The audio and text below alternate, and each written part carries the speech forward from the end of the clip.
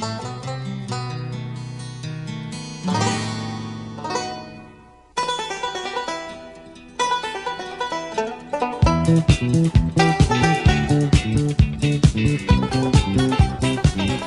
and welcome to another episode of the Cover Zero podcast, the show where I cover the least in the best way possible. I'm your host, Jason Wells. Today is Wednesday, December 17th. Hopefully, unlike me, you guys didn't have to play Trevor Lawrence in your opening round of fantasy playoffs. Because, yeah, he absolutely went off. There was a lot of high-scoring performances this week, at least in my league anyways. That was some of like the highest first-round playoff scoring I've seen. Thankfully, two of my leagues, I won my matchups. This one, I didn't, but it is what it is. Lots happened this past week. Couple, again, big playoff implication wins, a couple dramatic bad injuries, a couple comebacks.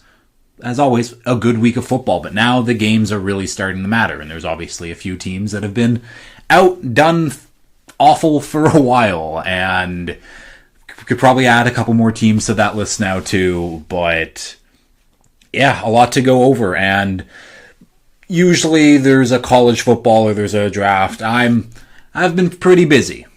I mean, school is done now. Yeah, you got me there. But either way, Christmas is around the corner. Prepping all of that stuff, getting ready. Either way, I don't have to say anything. This is just going to be the Week 15 recap. Week 15 recap? That sounds right? See, I'm losing tracks. I know it's the Week 15 recap, but let's just get right into the Week 15 recap. Starting off with Monday Night Football. It is Dolphins at the Steelers. Dolphins 15, Steelers 28. And yes, I am sitting here in my Steelers shirt because why the hell not? The Steelers are absolutely the better team while still not being a good team in themselves. I mean, what did I expect? What did I really expect in this one? Okay, I thought with no TJ Watt, this defense that's old and kind of slow would struggle with the speed of Waddle and HN. And to some elements, they did. But the Steelers are, I guess, flat out the better team, have better players, better coached. It is what it is. We lost rather easily. I don't really have a ton to say on the Steelers sideline. Congrats. You beat Miami. You should have won this one. You did win this one. Nick Herbig, the TJ Watt replacement, he played pretty well. I think someone's going to end up giving him a pretty decent bag wherever in the offseason. I think he's a free agent anyways, because, he's got some juice of pass rush. He is pretty good. DK Metcalf absolutely bitched Minkah Fitzpatrick on his touchdown. Just threw him to the ground, threw a couple guys to the ground, could not be stopped. Again, DK Metcalf, big dude, hard to bring down. Makes a little bit of sense. It's not fun, but we knew that Miami and Tua especially are bad in cold weather games, and this was no different. Tua's now gone from, I think going into this year, I thought he was like a viable starting option at quarterback. Again, in with the names of the Aaron Rodgers, the Geno Smiths, the Trevor Lawrences, the Kyler Murrays, the Brock Purdy's, a good starter in this league. Maybe disclude Brock Purdy from that because he might be a cut above, regardless. And now, after, he led the league in passing yards, and last year he led the league in completion percentage. Here he is. I don't even think he's a top 10, I think he's a bottom 10 starter in the league now, and I think I could say that with the utmost confidence. He's bad. He looks so immobile. His arm is just cooked. I mean, that interception to Asante Samuel Jr. was just nothing on it. I joked around with some people to be like, yeah, Phillip Rivers' arm after not playing for 5 years coming off the couch, it's pretty comparable to Tua's. It's bad. I'm shocked that this is where we've gotten with Tua.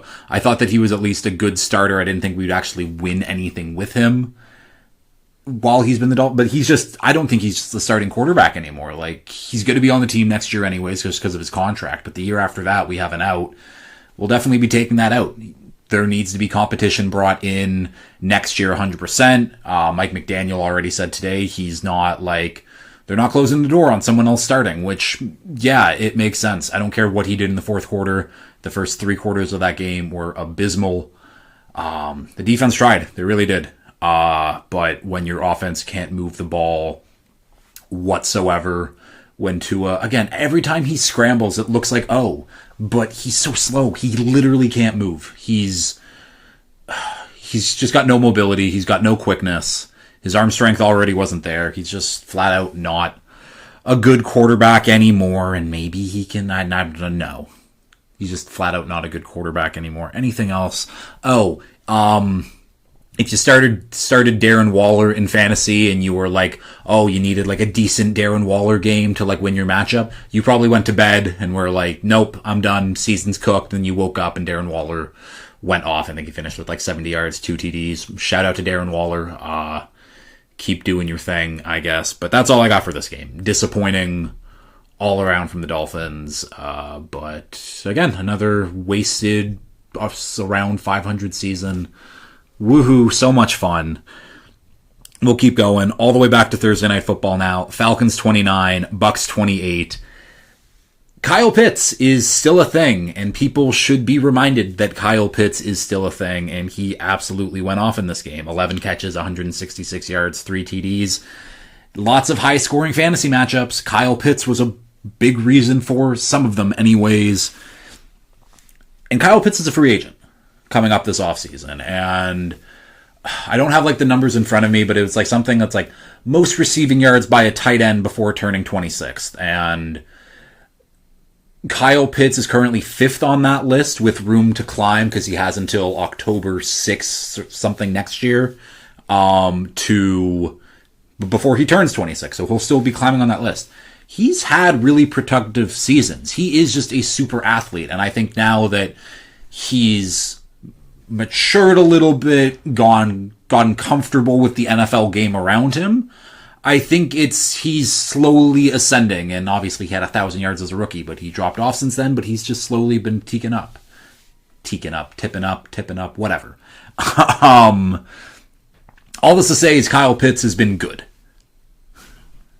And someone will give him a bag in the offseason, I would imagine anyways. It's just, yeah, someone will. And without Drake London, Kyle Pitts has obviously been the focal point of that offense. So shout out to him. Shout out to Kirk Cousins as well. Seems the only team that he's really figured out is the Buccaneers. His last 3 games versus Tampa Bay, he's averaging 386 yards per game, and he has 11 TDs and 1 interception. In his 16 other starts, 218 yards per game, 13 touchdowns, 18 interceptions. So Kirk has figured something out against the Bucks and Todd Bowles and his blitz happy scheme. And when Todd Bowles doesn't have the players to really make his scheme work, he still runs the same thing anyways. And then it becomes easier to pick apart, especially if you're a vet like Kirk Cousins who knows what he's doing. Shout out to James Pierce Jr., another sack for him. I think he's leading all rookies in sacks now. Again, the defensive rookie of the year race is like a mess. I will add that. But yeah, I don't know. The Falcons, they win. The Falcons are, again, up and down and up and down and up and down. And I don't think they can still win this division. But like, no, they would have to. No, they can't. Either way. Crazy. And the Bucks on the other side have now lost 6 of their last 8 games. And they lose a game to the Falcons, where the Falcons had 19 penalties for 125 yards. The Bucks were winning 28-14 in the fourth quarter. The Falcons scored 2 touchdowns in the fourth quarter, but failed on both 2-point conversions, leaving them down 28-26. And then at the very end, they faced a 3rd and 28, the game on the line. And then that turned into a 4th and 14 where they converted that to David Sills. Shout out to David Sills as well. Like, again, I think Lane Kiffin offered him like a QB scholarship to USC when he was like 12. Then he went to West Virginia, turned into a wide receiver. I think was nominated for the Biletnikoff at some point. But either way, he's being pretty productive. But David Sills should not be cooking you in the pass game, Todd Bowles, Tampa Bay Buccaneers, just absolutely should not happen. And that's absolutely what happened. They got cooked all around. Yeah, I would say that Todd Bowles is like firmly on the hot seat. I think that he's not going to get fired just because of the state of coaching kind of around the league now, where I don't think there's a lot of good candidates, and you don't like fire Todd Bowles to hire someone who like might not be that great anyways. I think trust that staff for another year and trust who's their general manager who's really good, and trust Jason Light to kind of steer the ship in the right direction with free agency and the draft next year maybe. But it's not looking good. Again, losing 6 of your last 8, it should be better. And I thought with the emergence of Mike Evans coming back, and he went off, ended up with 160 yards in this game. I didn't start him in fantasy, but it wouldn't have mattered anyways because I played Trevor fucking Lawrence regardless. Yeah, again, the Bucs, because the Panthers also lost to the Saints, it's still anyone's division. They still play each other twice, and that will be for the division. Do they play each other twice? I guess I should check that. Do they play each other twice? The Bucs play the drum roll, please. It doesn't really matter. Yeah, they play the Panthers twice. So the Bucs go Panthers, Dolphins, Panthers, and the Panthers go Bucs, Seahawks, Bucs. So it'll be a close one, but I guess we can keep going. On to the Sunday games now. Commanders at Giants. Commanders 29, Giants 21. Who cares? This was a meaningless game, more for draft position. And I did say on Friday's episode that this feels like a game where the Giants always kind of win, where, they're in control of like the first overall pick, and then they just have a couple meaningless wins. And it was almost that. They almost got there. It was close at the very end, but the Giants just, again, they couldn't score. So shout out to the Commanders. Terry McLaurin, big touchdown to end this game too. Bill Krosky-Merritt had a good game. Marcus Mariota's a solid QB. Again, when things are working for the Commanders, it looks pretty good. But I don't really have a whole lot to say. The Giants still in control of the first overall pick, and I'm sure a lot of people are being like, they have Jackson Dart. They can just trade out that pick, get more picks, build a team like that. And it's like, yeah. Jackson Dart has gone into concussion protocol in half of the games he has played in his career so far. And again, it is a small sample size, but half is still half at the end of the day. His level of play isn't sustainable for like this year anyways. And like to get a second contract, absolutely not. And he has to change that. I don't know how, and it's on coaching. I don't know how the coaches haven't told him to be like, start sliding. And at some point, the coaches have to do what's in their best interest. Bench him. If he's not mature enough to slide and keeps wanting to take dumb, needless hits, yeah, he needs to be benched. Put Jameis out there for the rest of the season. Your like potential franchise quarterback doesn't need to keep taking a beating. They won't do that though, because you can't do that in optics, and oh my god, like we can't bench our rookie. But again, he needs to smarten up. He's clearly got something. He's clearly got some juice. But like if he just keeps getting himself injured, he's not going to be available, and that will be that. Obviously, I don't think that the Giants at this point, anyways, should be looking to draft a guy like Fernando Mendoza or Dante Moore. But Jackson Dart isn't making it easy on them. That's for damn sure. Also, Abdul Carter, starting to heat up a little bit. I was talking about this defensive rookie of the year race. I think right now it's Carson Schlesinger at minus 300. I think he was like minus 1200 and then had like a good performance against the 49ers and then like just went back up. I think Nick Eman-Wari, the Seahawks safeties, plus 230. Who else? James Pierce Jr. at plus 1600, I believe. And then it's Abdul Carter at plus 5,000. Either way, Abdul Carter's had a good rookie year. It doesn't show up on the box score stats, but he's having a good season. Sack, 2 forced fumbles in this game, and I think they're just kind of going to let him pin his ears back and like really get after the quarterbacks these last few weeks. So maybe worth a sprinkle of something. Because I do think that this is like he is going to start ramping things up here. So again, if you're interested, look out for it. Raiders at Eagles. Raiders 0, Eagles 31. Are the Eagles back, or did they just play the Raiders? That is a question we will find out next week, because I don't know. The Eagles look pretty good. A.J. Brown had a good game. Devonta Smith had a good game. Saquon had a good game. Jalen Hurts had a good game. Dallas Goedert had a great game. Almost a 3 TD game should have been. The defense obviously played great, but they played the Raiders. So, yeah, we'll find out next week. This is the Eagles beat up on, again, a CFL level team, and here's Ian Rappaport praising Devin White for how many tackles he has on the season. It was clearly whatever agency that Devin White's a part of paid Rapp to go tweet that out to be like, wow, look how good of a season Devin White's having. Where Devin White's actually been one of the worst linebackers in football, and is just, again, it's like box score stuff in his stat sheet with a bunch of meaningless tackles. And tackles are, again, meaningless for linebackers to a certain degree. That's how Bobby Wagner became an All-Pro these last few years, even though he's also not that good of a football player anymore. Regardless, nothing really to talk about in this one. The Eagles took care of business. Kenny Pickett is bad at quarterback. The Raiders just suck in general. So we'll keep going.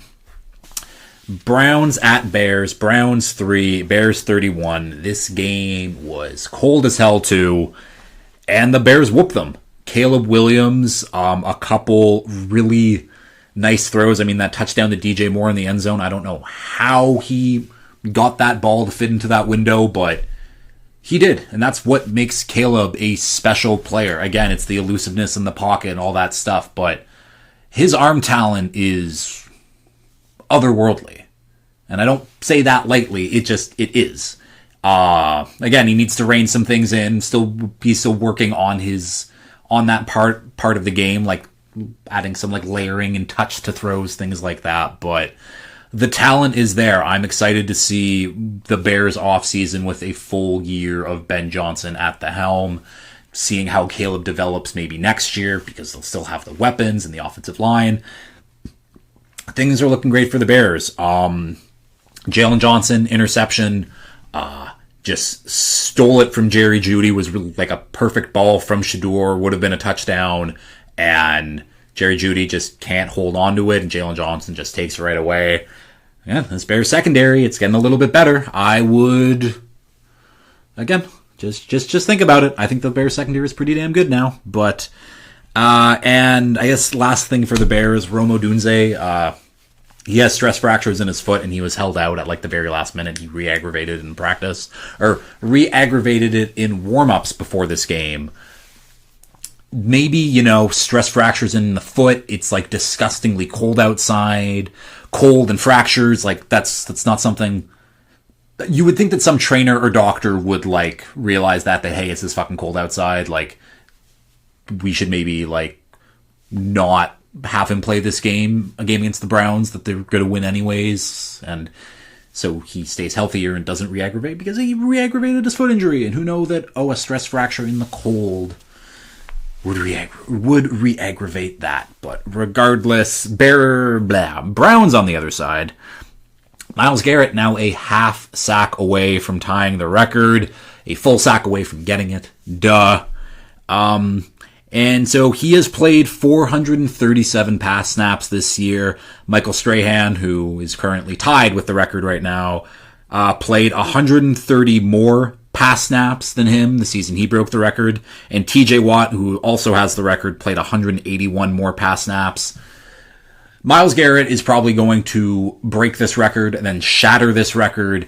Still has 3 more games left to do it. I think he's got some fairly easy matchups too coming up. Let me actually just go find that. Because again, he's 1 full sack away from breaking it, being the sole leader at 23. And they have the Bills. That'll be tough. Just because Josh Allen and that offensive line is good. The Steelers, a little bit easier. Aaron Rodgers is a statue. Miami got after him last night. Myles Garrett will definitely be able to. Then the Bengals offensive line, while it has been playing better, still not very good. I think I would love to see Myles Garrett have 25 sacks in a season. That would be so cool. But for him to going to shatter the record while still having like less pass rush opportunities than Strahan, than Watt. Very, very cool to see. It just shows how special of a player Myles Garrett is. And obviously, because it's the Browns, we got to talk about Shedeur Sanders. Not great. 18 for 35, 177 yards, 3 interceptions.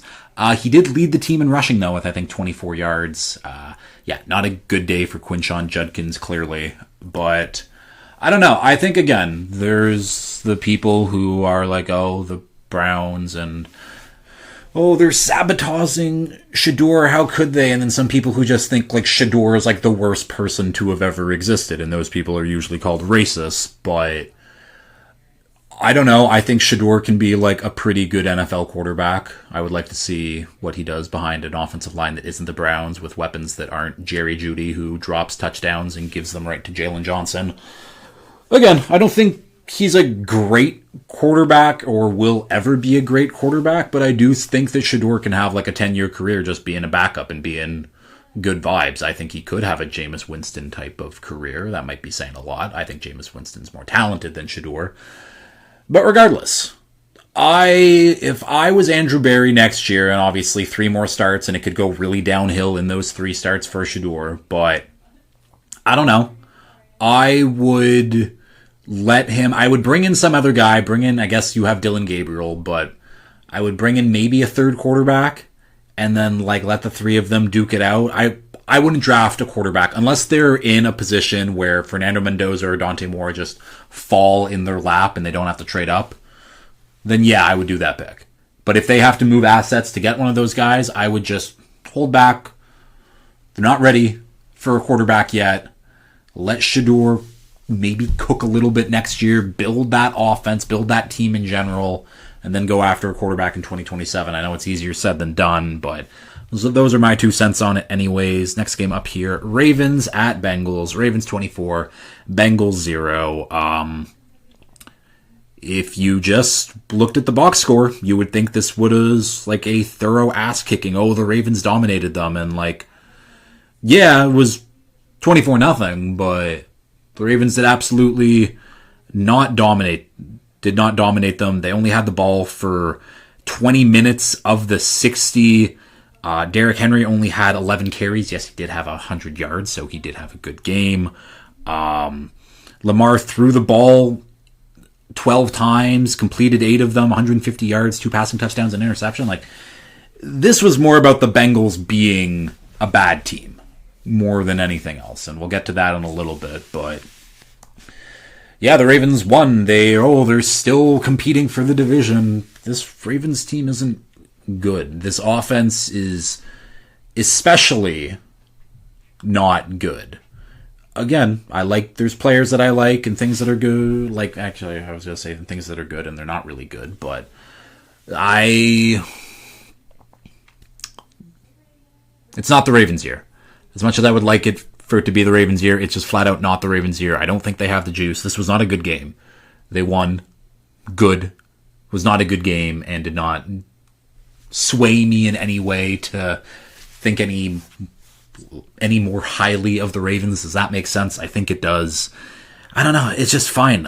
Shout out to Kyle Van Noy. Picks off Joe Burrow and then realizes that he's like, fuck, I'm not going to run this back 90 yards. Hands it off to Alohi Gilman, and Alohi Gilman runs it back for 90 yards. That was a cool play. Don't really get to see that often. And another reason why I don't believe in the Ravens, I forgot to say this when doing my spiel, was so Tavius Robinson, one of their linebackers, I believe, just got back from IR. He has 3 sacks on the season. That leads the Ravens. 3 sacks for a guy who's been injured most of the year leads the Ravens. That's bad. Again, I'm just not believing in the Ravens. Bengals on the other side. Joe Burrow made some comments late last week about, just kind of his general feelings about things, and they weren't directed at anyone or anything or anybody, but we know how those comments sounded, and Joe Burrow just kind of sounds like he's fed up with Cincinnati. And no, that doesn't mean that they're going to trade him and he wants out, but I think Joe Burrow was starting to realize what Cincinnati is in general and their ownership group of just they're not going to do things the right way because financially they just can't do things the right way. So bad contracts will be given, and instead of paying up early, they'll wait and go into these contract battles and have to pay their quarterback 1 and 2 wide receivers almost half of the salary cap. They don't draft well. They have a small scouting department because they can't draft well and they can't hire more people. And I think Joe Burrow realizes that he won't win in Cincinnati unless Duke Tobin has a couple like crazy draft classes in a row where they get a bunch of cheap, like really good cheap players on contracts, which I also don't think that's going to happen. It is what it is. I just think that Joe Burrow is going to be rather miserable in Cincinnati these next few years. At least he can play buddy ball with Jamar Chase and T. Higgins. That's kind of your only like saving grace there is you've got your wide receivers where you will still put up good numbers anyways, but the Bengals suck. This defense is terrible. They don't have anybody who I think is worth even like mentioning. Trey Hendrickson's obviously hurt on IR, and I think he's hurt. I just don't think he wants to play for them, and I think that they will still franchise tag him unless they put something in that contract where they can't franchise tag him, but I don't know. The Bengals are terrible, and I don't think I really have to touch on anything more than that. We can keep going. Cardinals 20, Texans 40. The Texans are coming. I put a future on the Texans to win a Super Bowl today because of how good this defense is, and because of how the offense is looking as well. This defense has been, again, one of the best all season. And now this offense with C.J. Stroud back healthy, the offensive line gelling a little bit more, it looks good. Yeah, they played the Cardinals, but they put up 40 points against the Cardinals. Good offenses put up 40 points regardless of who they have. So, and this is the thing. The Texans offense doesn't need to be doing anything.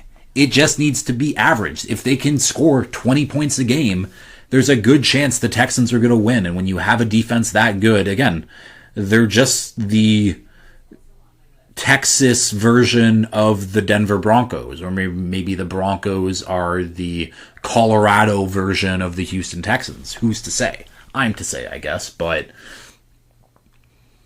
both of those teams can win Super Bowls for the exact same reason, and the Broncos being 11-2 doesn't like, oh my god, they're so much better than the Texans because they've, I don't know, beaten a few more nobodies, I guess. The Texans are a really good team. That's, again, be wary of the Texans come playoff time because they can definitely be one of these teams to go on a run just because that defense is that special and that offense is looking better and better every week. Cardinals on the other side, Trey McBride, first tight end in NFL history with back-to-back 100 reception seasons. Trey McBride's really good. The position of tight end overall is in a very, very good space right now. It seems like there's lots of quality tight ends around the league, which is bad for tight ends ultimately because it becomes easier to replace you than financially and blah, blah, blah. It doesn't matter anyways. But yeah, Trey McBride is awesome. He is the lone star on the Cardinals offense anyways, and you can maybe make that argument for Michael Wilson. He had another TD and like 55 yards in this one. I think he got shut out through 3 quarters when Stingley was on him for most of the game, but regardless. Trey McBride, really good. Michael Wilson, still solid without Marv in the lineup. Don't think there's much more to say, so we can keep going here. Bills at Patriots. Bills 35, Patriots 31. The Bills' 21-point comeback is the largest a visiting team has ever had in Gillette Stadium. And a big reason because of it is Josh Allen being Superman again. Carrying the team in key moments and getting key first downs when they need to and keeping plays alive when they need to. Josh Allen is on a heater right now. This game, 19 of 28, 193 yards, 3 passing touchdowns, and 11 rushes for 48 yards. Josh Allen is making a backdoor sneaky case for the MVP right now. And obviously, Matt Stafford is in the driver's seat, understandably, but I think that Josh Allen, again, the odds don't say he is, but to me, he's probably tied with Drake May right now. I think that if the Bills do end up managing to win this division, if Allen carries them over their next 3 games with, again, they play the Browns defense, the Eagles defense, and then they get a layup of a game with the Jets. So if the stats are good, he keeps carrying. Stafford, maybe they lose to the Seahawks, and then the Rams all of a sudden aren't in control of the NFC West division anymore. And then he plays a bad game against like the Falcons, whose defense is up and down. Maybe they just have an up game. Yeah, I think Josh Allen is right there to get MVP, get back-to-back MVPs. Again, I think Stafford really has to fall off, and it all starts on Thursday. But Josh Allen, maybe MVP. Again, he's playing really well, but I can't say, oh, Josh Allen, he's carrying, he's doing all of this. And Josh Allen is a large part. I mean, the quarterback on any team is the large part of the reason why they win or lose regardless. But James Cook also fantastic in this one. 22 carries, 107 yards, 2 TDs. Another reason why I lost my fantasy matchup.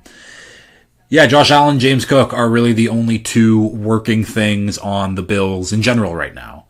And I always discount the offensive line when I say that, but like the offensive line should be a part of Josh Allen and James Cook doing so well. And so again, those 7 players on the Bills are doing their jobs. They're playing fantastic.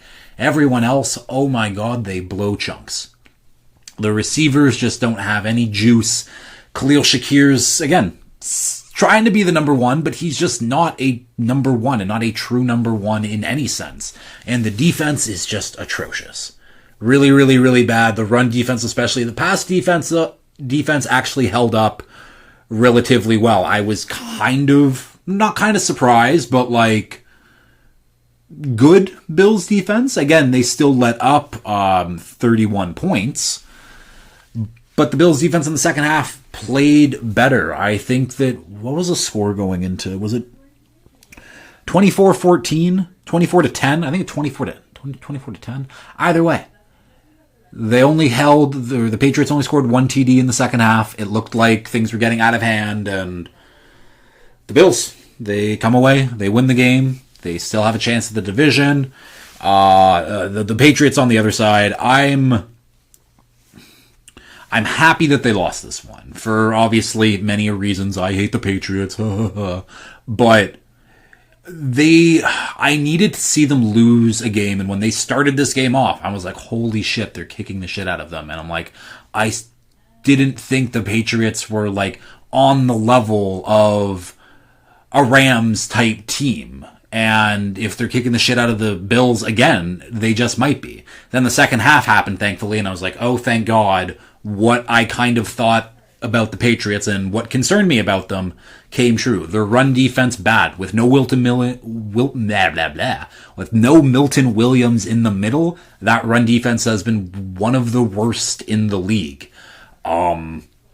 The weapons, the offensive line, it's, again, no Will Campbell, no Jared Wilson. That left side is hurting, and it has shown. The passing attack, it's not great. These weapons, while all pretty good, are all stoppable in some sense. And again, the Patriots needed to lose this one, at least for my own mental well-being. And that's exactly what they did. And I'm happy that I can now point to being like, okay, no, you're weak there, you're weak there, you're weak there. Where if they would have won this game and won it easily, I would have been like, how does this team keep winning? And they better not win a Super Bowl. And they still might win a Super Bowl because the AFC is all up for grabs. Let's just be real here. But shout out to TreVeyon Henderson in this one. It was the second game of TreVeyon's career with multiple 50-plus rushing TDs, which ties the NFL record with Saquon Barkley and CJ2K, Chris Johnson. TreVeyon Henderson in his 14 games in his career has already matched that mark, which again, it's a weird mark anyways. But also he has now 4 TDs of 50-plus rush yards in his career, which ties the rookie mark set by Saquon. TreVeyon Henderson's playing really well. He is now the favorite for Offensive Rookie of the Year. Another race where No one really wants to win it, but we'll see. He is now the favorite at, I believe, plus 80. And his season's been wild. The first 7 games of this season, he had 153 rushing yards. The last 7 games of the season, he's had 620. Really good player. Really, really good player. That's right? When did I send that? Because I was texting. No, that... No, I would have sent that yesterday. Disregard. We will keep going. Jets at Jags. Jets 20, Jaguars 48. The man who ended my fantasy season, Trevor Lawrence, with an astonishing 6 touchdowns, 5 through the air, 1 on the ground. I will say, though, I did make a parlay of Drake May, Pat Mahomes, and Trevor Lawrence all scoring a TD, and they all did within the first quarter of their games, and that was a plus 10,000 bet. So, as mad as I can be about Trevor Lawrence ruining my fantasy season, shout out to Trevor Lawrence for scoring a rushing TD, for making me a bunch of money. However, I'm still mad at him because he didn't need to score 5 other fucking touchdowns. The Jags are on an absolute heater. That is now 7 straight games where they've scored 25 plus points. BTJ was getting going. Jacoby Myers getting going. Travis Etienne is having a great season. Etienne even said he hasn't seen Lawrence in like as good of a mood and like playing this well. Like even dating back to Clemson. They won a national championship there and Etienne has never seen him like this. That's big. Again, just big for morale, but also knowing that, oh, this is a different version of Trevor Lawrence, and he finally feels comfortable, and the NFL game is coming to him easier now. And I know I wrote off Trevor Lawrence probably like a month and a half ago now to being like, I just don't know if he's ever going to be good, if he's ever going to be truly bad. He's in this weird middle ground, and now it seems like since that trade that he has found his groove, his game. He is playing much better. Again, we need to see a few more games here, go into the playoffs. Let's see how you do it. But the way that the Jags offense is rolling, why can't they be a playoff contender? Again, in a year where the AFC is just kind of wide open, we have the great defensive teams with the Broncos and Texans, and then there's teams like the Patriots and Bills, and I guess the Chargers, who we'll talk about them in a bit here. Like, why not the Jags? The Jags have a pretty good defense as well. I don't know. I think that they can definitely make some noise at some point. But I don't know. It's crazy. Trevor Lawrence might have found his groove, though, and that is the big story from this one anyways. The Jets on the other side. Shout out to Brady Cook. Like, you tried your best. You scored a touchdown. That's honestly, again, huge. Shout out to A.D. Mitchell, who caught the touchdown, and then immediately, like, when he went to go celebrate, he was like, oh shit, I gotta go get that ball for Brady, and found that ball, brought it over to Brady Cook. Good teammate there, A.D. Mitchell. Again, someone who I'm very excited for next season, but that's a long ways away to talk about that. Yeah, I don't know. The Jets are the Jets. The Jets are bad. They fired Steve Wilkes. Yeah, I would fire my defensive coordinator too if my defense hasn't forced an interception all fucking year. That defense has been terrible all year too, and especially at the start because people be like, oh, well, they traded Sauce Gardner away. They traded Quinnen Williams away. Of course it would be a bad defense. No, like this defense was giving up like 30 points a game for like the first month and a half of the season. So defense is bad. Steve Wilkes, I think that's not like his 6th job in 6 years or his 6th team in 6 years or something crazy like that. Yeah. Shout out to Brady Cook scoring a touchdown. Next game here, Chargers at Chiefs. Chargers 16, Chiefs 13. Chiefs now officially eliminated from the playoffs, but we will start off with the Chargers because that is the team that we have to talk about. The Chargers might be one of the most unremarkable 10-win teams that we have seen over the last, like, decade. Like, to me, they rival that Giants team with Daniel Jones and Brian Daboll. Like, that was just flat out a not good team, but, you know, they caught some wind, and here we are, where The difference between this Herbert Chargers team versus that Giants team is I actually believe in the coaching and I believe in the players, and it's just not their year. They're not fundamentally bad team, but they're just a bad team because of the health. Again, losing Slater, losing Alt, like that was their season. Despite, again, Justin Herbert's playing good ball. He's trying to play a lot of hero football. And this defense is also playing really well, but they've played absolutely no one. And people are like, oh, well, they beat the Chiefs twice. Yeah, we've seen the Chiefs weren't very good this year.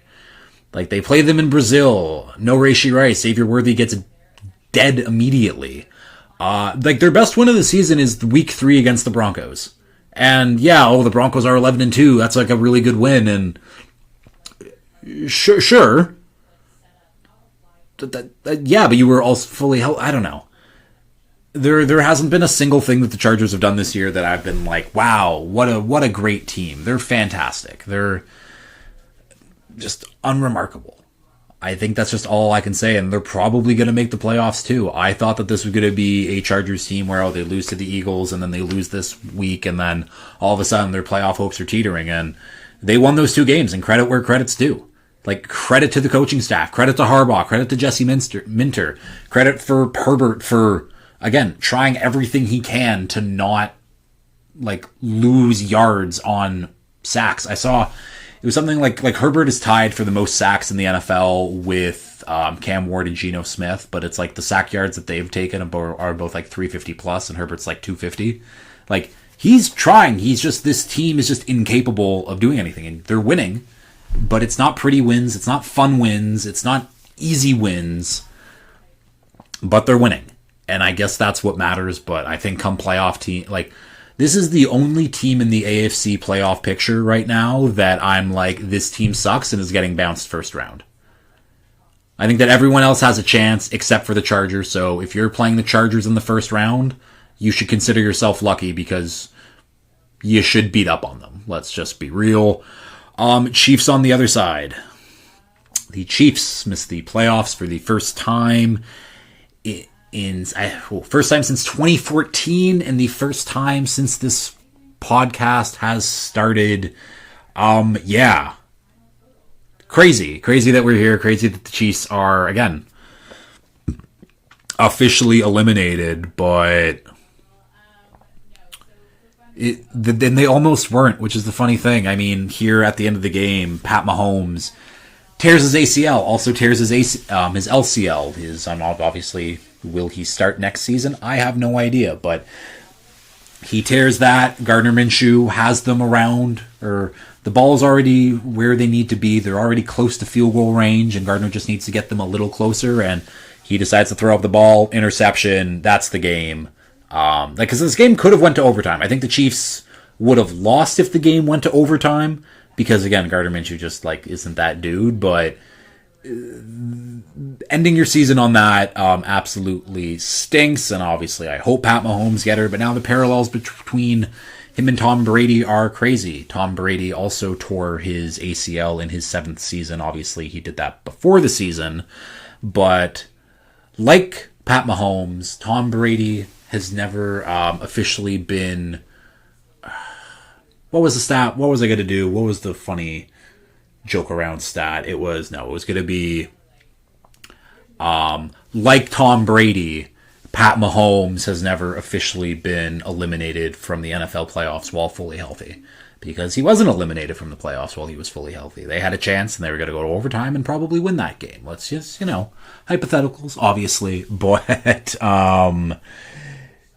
yeah, this season from the Chiefs, they have so much work to do this offseason. Like, this is just not a good roster, top to bottom. Like, Travis Kelce's probably going to retire. They're going to need a new tight end. The offensive line, I think, when healthy, they'll need a new right tackle, but I think Jalen Moore can probably... I think he signed a multi-year deal, kick Jawan Taylor to the curb.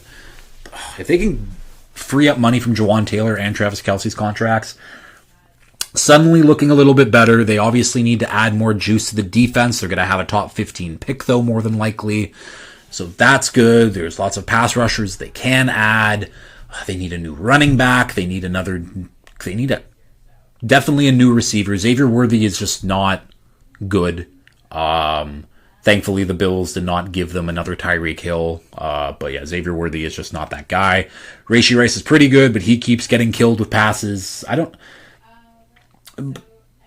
Brett Veach just bumbled and fumbled around this like Super Bowl contending roster. I think that there was a lot of moves that have been made over the past that just shouldn't have been made, and there was other areas that they should have addressed that they didn't address, and is what it is. I'm not an NFL GM, but yeah, I still think the Chiefs at the end of the day were still a good team this year, but just things did not break their way whatsoever, and now they're going to be sitting with a top 15 pick, and probably no Pat Mahomes for them to start next year, and not great, but we'll keep going here. Colts at Seahawks. Colts 16, Seahawks 18. Shout out to Jason Myers. The only reason why the Seahawks won essentially 6 for 6 in field goals in this one. Another reason why I won a fantasy matchup is because my kicker scored me 24 points. This is why kickers are stupid in fantasy, because they should not be able to win you a game like that. Regardless, I'm very happy about it because it benefited me. I don't know. The Seahawks, obviously, this defense has been playing fantastic over the last few weeks. And yes, allowing Phillip Rivers to score a touchdown, maybe be like, that's not good. But they held them to just the 3 field goals, the 1 touchdown. They did their job. They played exactly the way that they needed to, because the Colts were playing extra extreme safe football on offense. So Seahawks defense did their job as they usually do. However, I'm starting to worry about Sam Darnold and this offense. The run game has just been non-existent all year. I think that they need some better help on that offensive line, but I just think that they need better running backs than Zach Charbonnet and Kenneth Walker. I don't think either of them can really cut it, but that's either here nor there. The weapons and Sam Darnold. JSN is obviously that guy. He adds another 70 yards in this one. Again, a good performance, but for JSN, that's not been up for par for him for this year. But that's all they have. He is the offense. If he is not going, this offense is not going. And they traded for Rashid Shaheed, and they haven't been able to get him involved in the offense. Cooper Kupp is still there, but Cooper Kupp is old at this point and not great. The 2 tight ends are solid, but it is what it is. The offense is extremely one-dimensional, and usually when you use one-dimensional in like the NFL context is like, oh, it's the running game or the passing game. That's all that they can rely on. They're extremely one-dimensional because, yes, it's just the passing game, but it is just JSN. That is the only way this Seahawks team can move the offense, and Sam Darnold, they worked in the season. I think now teams are adjusting to it, and Sam Darnold is struggling a little bit more. And we saw this happen late into last season, too, where all of a sudden, oh, Sam Darnold's been great this year. He's in MVP conversations. And then that last month of the season, it starts to dwindle and dwindle down. And he hasn't looked excellent over his last few starts. He's been, like, good. And, okay, like, good is still good at the end of the day, especially when your defense is playing that well, but I would like to see another like really good game from Sam Darnold. And again, they got a big test on Thursday with the Rams. We'll see if that can get it done. If not, then I don't know. But I am worried about Sam Darnold and the Seahawks offense just a little bit anyways. The Colts on the other side. Awesome. And not actually awesome because they scored 16 points and lost this game, but it was awesome to see Phillip Rivers out there playing football again. Did he clearly look like he was sitting on a couch last week playing, like, watching the games? Yes. He looked like Sebastian Janikowski out there, and that's not exactly a compliment if you know who that is. But it was fun. It was a little bit of a nostalgic moment to watch someone who I grew up watching. To just be out there again after not being out there for so long. And I hate that I can be 28 years old and use the term nostalgic for me at this point. I don't like that. But at the end of the day, it is. And Phillip Rivers talked about after the game of like, oh, why he did it. And he brought back to the point of like, oh, his son's high school football team that he coaches are just showing like to not be scared out there. And you can do anything that you set your mind to and all that stuff. But the real reason why Philip Rivers went back to play, he has a lot of children. I think a lot of people know this, but he has 10 children. And once you retire, you get 5 years post-career of staying on the NFL's benefits plan. That 5 years was about to come up. So Philip Rivers was like, why don't I play a couple games and just restart that?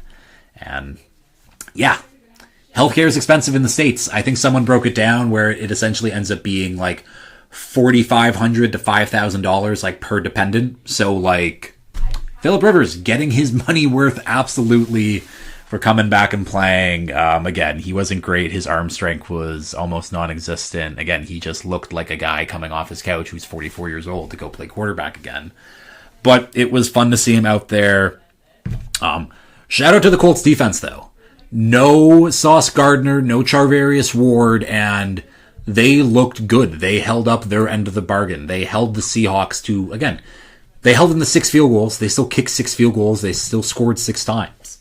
But this was a game that you knew was going to be low scoring. You needed to keep the score low, and you, again, they didn't score a touchdown. You did your job. I guess hold your heads high a little bit, Colts defense. But again, the season's relatively done, unfortunately. Next game up here, Titans at 49ers. Titans 24, 49ers 37. That offense and Brock Purdy were absolutely humming. Probably Brock Purdy's best game since coming back from his injury. 23 of 30, 295 yards, 3 passing touchdowns. Ricky Pearsall, I think 8 catches, 90 yards. George Kittle had 8 catches, 80-some yards and a touchdown. Jawan Jennings had 2 TDs on the day. CMC scored a TD. The Niners offense, when it can fully be clicking, when they get Pearsall, get Jennings, Kittle, CMC, when everyone gets involved in this offense, this is a very good offense at the end of the day and can compete probably against some of the better defenses in the league. And their defense is playing, the 49ers defense is playing, again, they're coached well.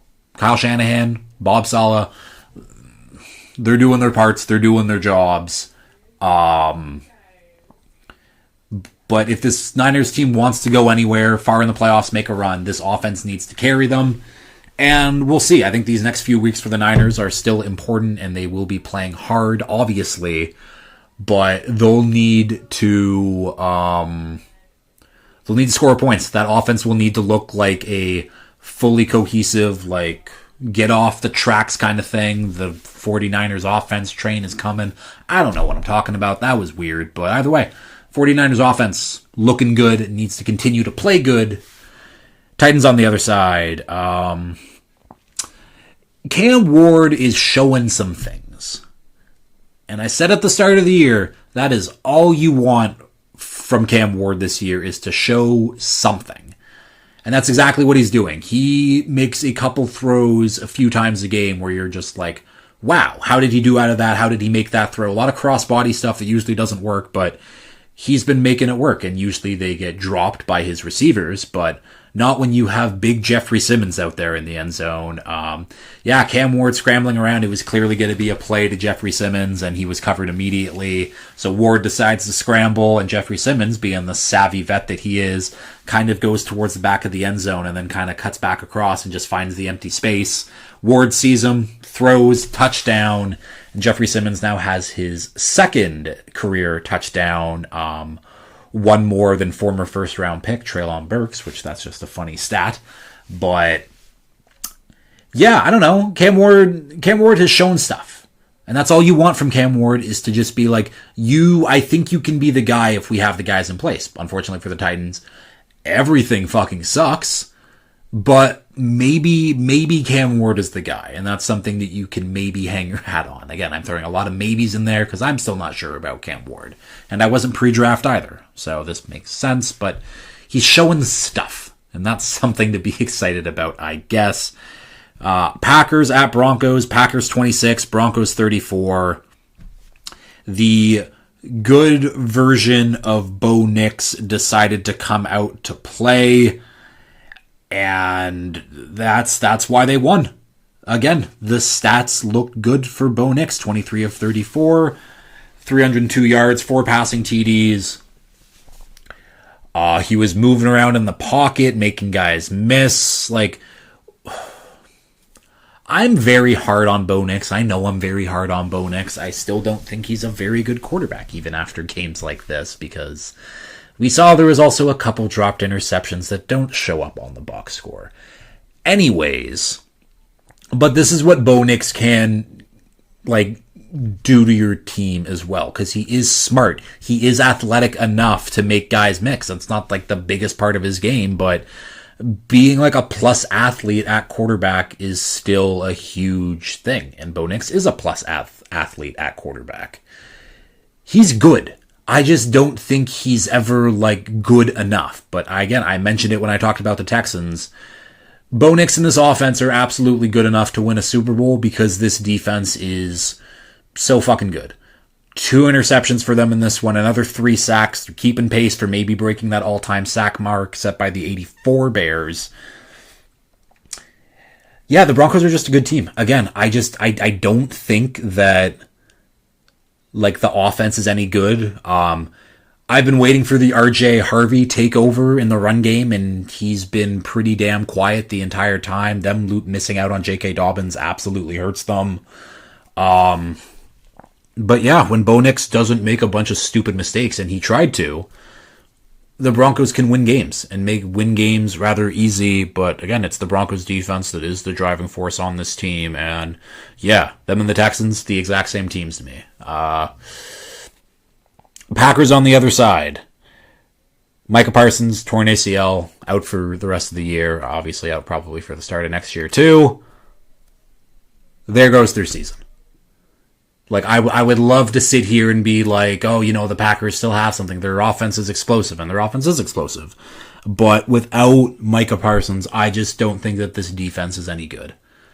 I think that, again, because he's Micah Parsons, he has been the reason why the Packers have been great. And Micah played most of this game, too, so it's not the Packers lost him early, and then that's why Bo Nix was able to have a great game. No, Bo Nix made Micah look silly a few times. Let's just be real. But who else on that defense is going to step up? I thought with the addition of Micah Parsons that someone like Rashawn Gary might get back to his... Was he an All-Pro? I think he might have been close. But either way, when he was really good in 2022, I thought he would probably, or 2023, get back to that form. Absolutely not. Devontae Wyatt, he's been hurt, but he's been pretty good. It's just the secondary, I got no faith in their corners anymore to hold up. I don't have faith in the defense. The offense is fine, but Christian Watson down again with another injury, and I don't know what his official diagnosis is, but it didn't look great. They need, I don't know. I don't trust their guys on offense. I don't trust them enough to fully buy in, and I really don't buy into this defense anymore. I think that this defense is now just below average. And again, we'll see what Jeff Hafley can do, the defensive coordinator. He's been brought up in head coaching conversation names potentially, but again, we will see at the end of the day. Next game up here, Panthers at Saints. Panthers 17, Saints 20. No one wants to win the NFC South, but we will start off with the Saints. Tyler Shough, pretty good. I think that's all I can say. Again, I think that Tyler Shough and Bo Nix are guys who I would have had similar draft grades to. Just old super senior guys who come in and look serviceable. Spencer Rattler, I would put in that same category as those 3 guys as well. But Spencer Rattler just had to start the season first. And I think that Spencer Rattler would also probably be winning these games. But anyways, yeah, Tyler Shough, capable anyways.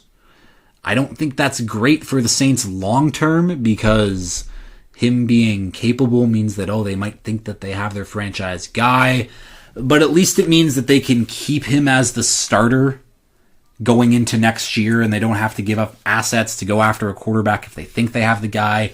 Build up the rest of the team, and then when the cap stuff finally gets sorted out after Mickey Loomis, all of his bad deals, after all of that's done, if you still think Tyler Shough's the guy, great, that's fantastic. If not, wipe your hands clean, get rid of him. But I think that Tyler Shough is just going to be like a 3-year bridge QB for this team. is what it is. Chris Olave, good player. Actually, how's Chase Young doing on the season? He had a sack in this one, and I do want to see how many sacks he has on the year. 6 sacks on the year. Okay, I thought he would be doing a little better. He's only played in 9 games, though. Panthers on the other side. Like, you gotta win this game. It was right there for you guys to win. I just, again, the passing attack, it goes from, oh my god, it's so good, it's electric, to just non-existent the next week. They tried to get people involved. Didn't really work out. They couldn't run the football. I mean, I think that was the big thing at the end of the day, was just them not being able to run the football very well at all. But again, it's their division. It's them and the Bucks. They play each other twice. We'll see, but they both kind of stink, and it is what it is. Next game up, Lions at Rams. Lions 34, Rams 41. Puka Nacua needs to start being put in the conversation for best wide receiver in the league. Obviously, that conversation still starts and begins with Justin Jefferson and Jamar Chase, but I think JSN has put his name into the mix, and I think Puka Nacua absolutely deserves to be there. 9 catches for 181 yards in this one. What was the stat? He has his career mark for yards in a game. I think is that he averages like 93 yards a game in his career. That is the highest mark in NFL history. Obviously, he's got a long career ahead of him, so we'll see where that number goes. But either way, Puka Nacua is an absolute stud. Already one of the best blocking receivers in the league, is also one of the best deep threat receivers in the league. Puka is awesome. Stafford had another good game. Started off with an interception, and I wasn't happy with that for, again, fantasy reasons, but they got it together. The run game was absolutely cooking as well. Kyron Williams, 78 yards, 2 TDs. Blake Corum, 71 yards, 1 TD. The Rams are good, and I think this is where the Rams kind of differentiate themselves from all the other teams out there right now, is the Rams have the quarterback. The Rams have the coach. The Rams have the running game, the offensive line, the wide receivers. They got a good defensive line. They got linebackers. They got a good secondary. Now, their defense isn't as strong as their offense, but they have an elite offense and like a good defense, where I can't say... I take it back. I think I don't have questions about anywhere on the Rams of being like overtly a concern. With the Patriots, I can point at that offensive line and that run defense right now. For the Broncos, I can point to the wide receivers or the run game, or Bo Nix, let's be real. Texans, I can point to the O-line. Bills, I can point to the run defense and their weapons. The Chargers, I can point to their offensive line, obviously. And the Rams, I just can't. The Seahawks, it's Sam Darnold. It's the one-dimensional offense. The Packers, I just don't think a thing. The Bears are, again, great season, but they're still, like, not great at the end of the... I don't know. All this to say, I just think the Rams are a step ahead of everyone, and I just realized I am past the hour mark and should probably wrap this up relatively soon. All this to say, though, the Rams are great. The Rams defense showed up in the second half.